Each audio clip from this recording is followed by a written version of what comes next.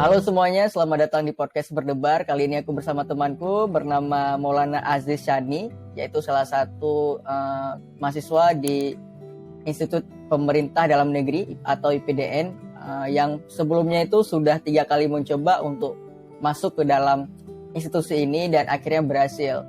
Dan hari ini kita bakalan dengerin proses bagaimana perjuangan Aziz mencoba untuk masuk ke IPDN. Dari 3 kali coba, akhirnya di percobaan terakhir itu berhasil. Dan bagaimana persiapan beliau, bagaimana persiapan Aziz agar akhirnya berhasil lulus di kampus ini. Nama Maulana Aziz Shani, asal pendaftaran Aceh. Pangkat praja utama, yang dimana sekarang itu praja utama ialah tingkat 4 atau tingkat akhir. Iya, sekarang kebetulan lagi penelitian dan sekaligus magang di kantor Badan Kepegawaian Aceh saat ini. Jadi memang dulu pas ketika kita kuliah di mana dulu itu cita-cita aku sendiri itu memang menjadi praja IPDN, karena pas aku lihat praja IPDN tuh di kantor wali kota, pokoknya dilihat di sepanjang jalan kan, kebetulan melihat sekilas gitu, kok keren nih praja-praja IPDN nih, bajunya ketat, pakaiannya rapi kan, jalannya tegap, jadi memotivasi aku gitu untuk masuk IPDN. Jadi mulai dari kelas 2 aku prepare terus tuh masuk IPDN, dari latihan, belajar, masuk untuk soal-soal CPNS ya. Pas setelah kita lulus itu aku langsung daftar IPDN. Ini aku nggak ada ikut les sama sekali nih untuk daftar IPDN. Jadi belajar otodidak kan, belajar sendiri otodidak dengan pokoknya pede aja gitu tes IPDN. Tapi aku tes IPDN pastinya tes kuliah juga dong. Ketika aku nggak lewat IPDN, aku ada solusi lain nih, aku bisa kuliah dong, ya kan? Ada backup lainnya, jadi nggak nganggur gitu kan. Jadi ada tes SBM juga, guys. SBM ya kita namanya itu. Yang pertama kali itu tes IPDN itu pastinya administrasi. Kita masukin ijazah SMA, KTP ya, pokoknya berkas-berkas lah. Lalu setelah berkas-berkas, barulah kita tes CAT, Computer Assist Test. Jadi sistem CAT ini kan, dia tuh ketika kita tes di komputer kan, itu jadi di lantai 2 tesnya. Jadi di lantai 1 tuh ada screen ataupun monitor yang langsung bisa nilai kita tuh langsung muncul gitu. Jadi orang tua, kerabat ataupun kawan kita tuh bisa tahu, oh nilai kita segini, udah segini. Jadi ketika kita sudah selesai tesnya, orang tuh bisa langsung tahu orang tuh kita lulus atau enggak. Tesnya cukup transparan ya kalau CAT ini. Alhamdulillah pas tes pertama itu aku lulus. Lalu setelah tes CAT ada tes kesehatan daerah. Tes kesehatan daerah ya kayak biasa, kayak tes fisik segala macam, paru-paru, jantung, urin. Alhamdulillah lewat juga. Yang keempat ada tes psikologis. Nah, di sininya yang aku jatuh nih kan. Karena memang bisa dibilang kalau tes psikologis nih menurut aku tuh tes yang paling sulit sih. Dengan aku belajarnya otodidak juga, jadi nggak ada yang membimbing, nggak ada yang mengarahkan, belajar melalui internet. Jadi ya menurut aku ini tes yang paling sulit, dan aku gugur di tes psikologis ini. Lalu karena udah gugur nggak lewat IPDN, aku lanjutin kuliah aku. Alhamdulillah aku SD lewat di Teknik Lingkungan UIN. Aku kuliah ini bukan sekedar kuliah aja kan, walaupun ya IPDN, tujuan aku kan IPDN nih. Nah, walaupun aku kuliah, aku bukan sekedar main-main aja kuliah nih, ya senang-senang aja lah biar ada kawan gitu. Enggak, aku tuh kuliahnya benar-benar juga, betul-betul juga, karena ya kita kuliah kan pakai duit orang tua juga kan, pakai uang orang tua, jadi harus serius dong ya kan. Jurusan Teknik Lingkungan ini jurusan yang aku suka juga, jadi aku kuliahnya serius, ya lumayan tinggi lah nilai aku. Di tahun keduanya aku kan tes IPDN lagi, tapi sambilan sebelum tes IPDN kan kuliah. Nah aku sempat juga di kuliah nih kan, mau cerita sedikit juga, sempat part time gitu. Pernah aku coba tuh part time, itu baru-baru ada aplikasi Grab. Aku coba-coba nih kan, kayaknya seru nih untuk nambah pengalaman. Karena aku terinspirasi juga ada cewek yang di jurusan aku nih kan, dia tuh cewek tapi dia tuh kerja part time-nya driver Grab itu. Ini cewek keren juga nih kan, jadi ya aku coba juga nih buat part time bisa nih, part time sambil kuliah ya kan, hitung-hitung nambah buat jajan kita sendiri gitu.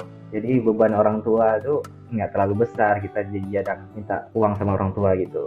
Di situ juga sempat part time di apa ya, di catering gitu, catering makanan gitu, tapi dia cuma menyediakan lauk aja sih, menyediakan lauk, tapi memang enak enak sih lauknya, karena ketika aku part time di situ aku juga dikasih makan kan, sama kakak tuh, jadi itu kan makan siang gratis gitu. Ada cerita juga sebelum aku masuk IPDN, lalu ketika waktunya tes IPDN lagi, aku tes lagi. Kalau boleh jujur, yang di tes kedua kan aku kurang beruntungnya karena sakit sih, karena sakit ketika aku tes kesehatan di daerah, ketika pas tes kesehatan daerah pas ketika aku sakit, saat itu aku sakit, jadi mau nggak mau gugur dah. Jadi ya memang nggak rezeki gitu ya kan, jadi ya udah jalani aja.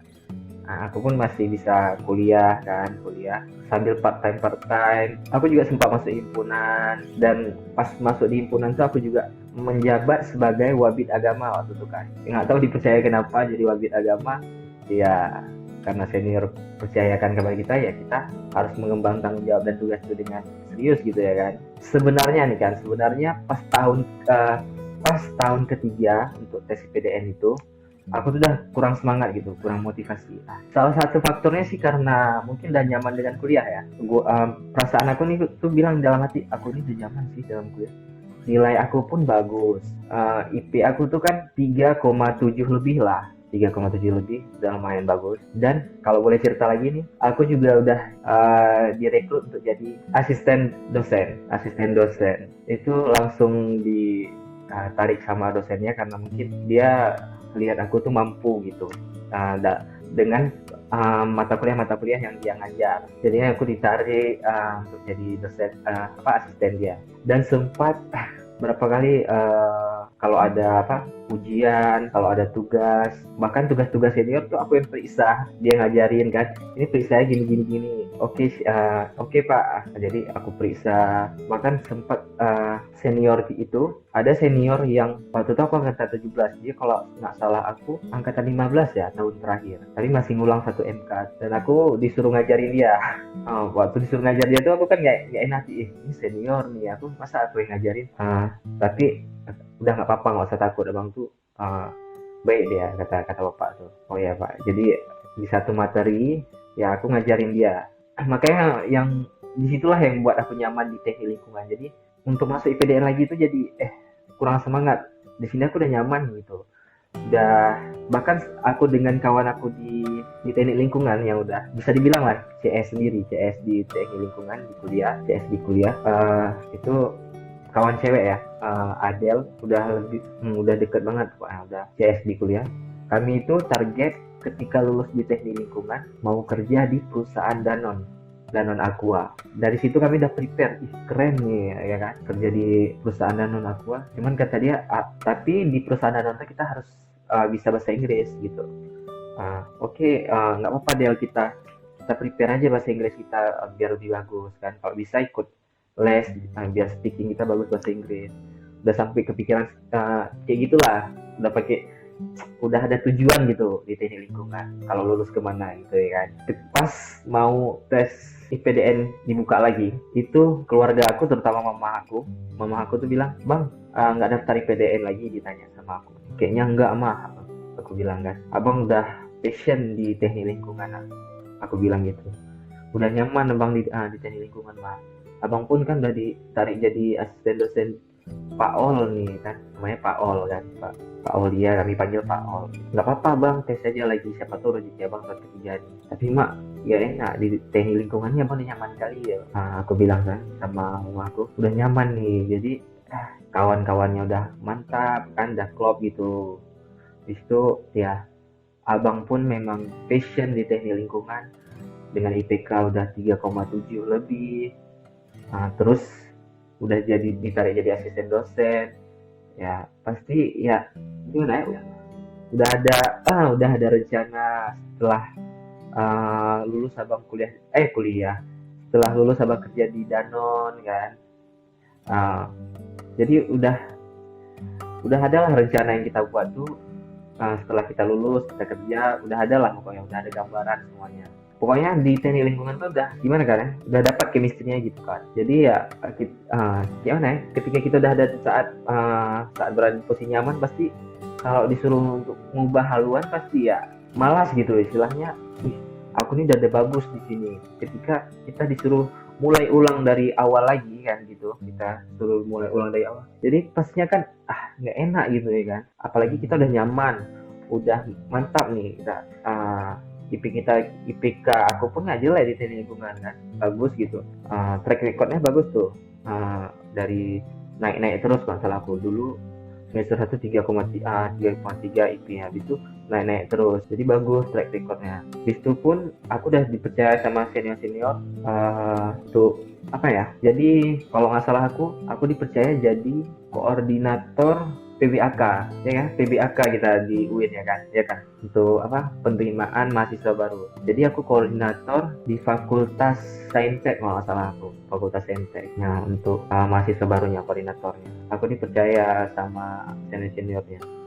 Jadi malas kan, udah dipercaya kayak itu, udah dapat ini lagi, udah ada kegiatan baru lagi nih, udah masih semangat di teknik lingkungan. Tapi mama aku tuh ngotot terus, aku suruh masuk IPDN. Jadi mama aku tuh asal makan malam sama mama aku nih kan, udah makan malam, lagi enak makan malam tuh, bang udah daftar IPDN belum, ditanya gitu lagi kan.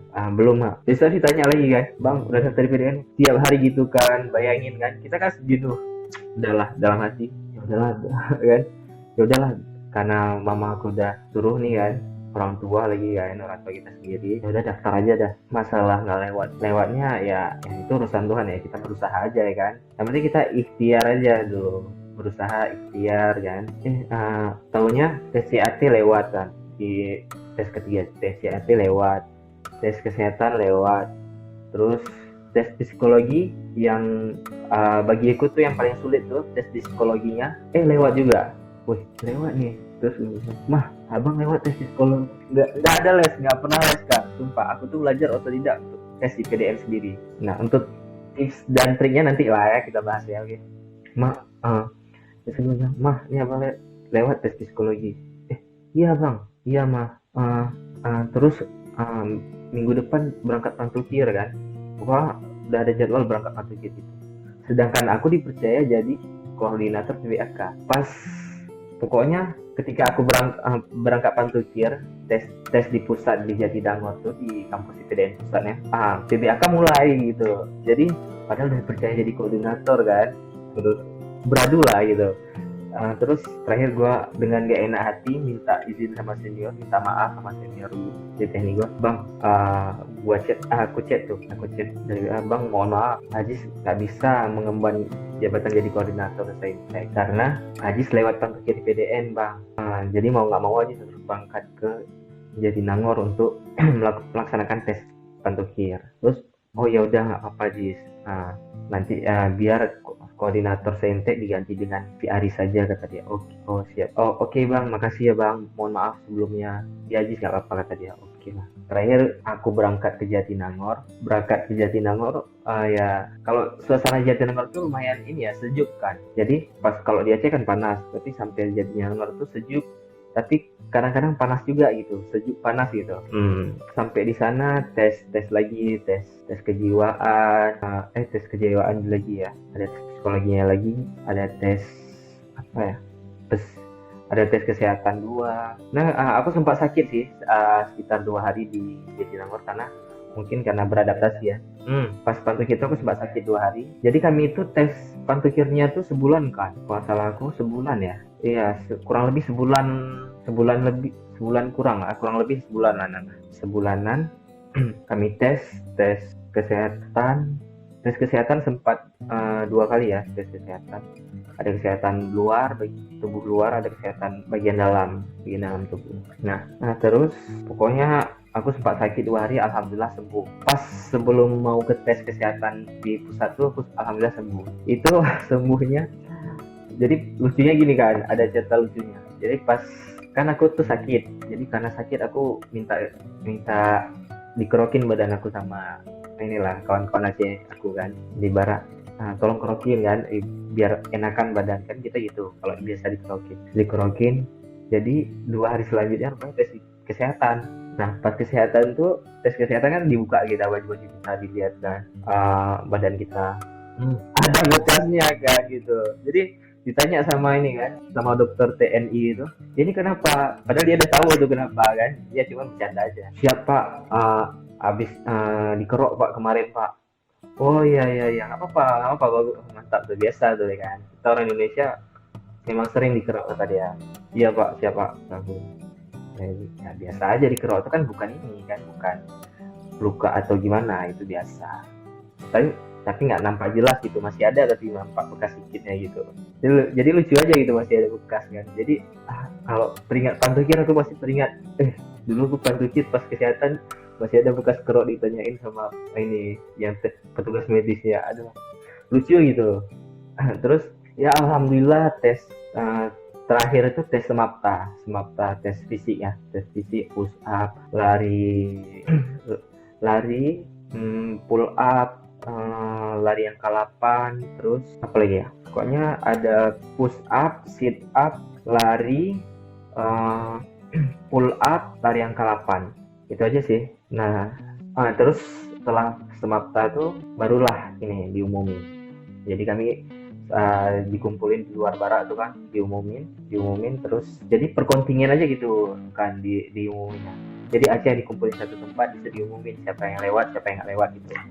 Nah terus aku yang sedihnya tuh kan, ada satu sahabat aku SD, dia tahun ketiga juga, tahun terakhir. Nah dia tuh nggak lewat, satu orang Aceh, satu-satunya orang di kontingen Aceh, provinsi Aceh nggak lewat, cuma dia sendiri. Jadi pas ketika diumumin ya jadi dipanggil dulu nama kawan aku tuh kan, Muhammad Fadil Palevi.